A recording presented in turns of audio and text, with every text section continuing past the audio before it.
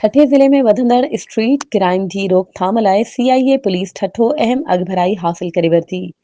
CIA police ठठो के ख़ास task मिलण बाद incharge CIA inspector Mumtaz Ali Birohi ज़िले के मुख़्तलिफ़ इलाइक़नि में थींदड़ दोहनि जी जांच लाइ मौके ते पहुची मुतासिर माण्हुनि खां मालूमात हासिल कई। जांच दौरान मुख़्तलिफ़ हंधनि ते छापा हणी शक जे बुनियाद ते कुझु माण्हुनि खे हिरासत में बि वरितो वियो आहे। बेनल सूबाई गिरोह जे मुलविस हुजण जा सबूत पिणु मिलिया आहिनि। पुलिस ज़रियनि जो चवण त ठठे ज़िले में थींदड़ स्ट्रीट क्राइम, मोटरसाइकिलुनि जी चोरी ऐं फुर्जी वारदातुनि में मक़ामी ऐं बेनल सूबाई गिरोहनि जे मुलविस हुजण जा सबूत मिलिया आहिनि।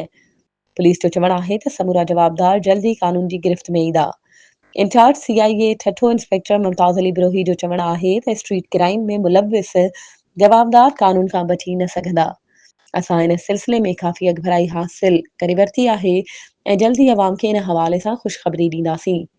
धावेजी मां के4 केनाल लोह चोरी में मुलविस जवाबदार गिरफ्तार। ॿिए तरफ़ सीआईए ठठो इंचार्ज मुमताज़ अली बिरोही जी सरबराहीअ में धाबेजी ज़रेन कॉलोनीअ में कार्रवाई कंदे के4 पाणी केनाल मनसूबे जी लोह जी चोरी में मुलविस हुजण जे इल्ज़ाम में कुझु माण्हुनि खे गिरफ़्तार करे इन्हनि ख़िलाफ़ जांच बि शुरू करे छॾी आहे।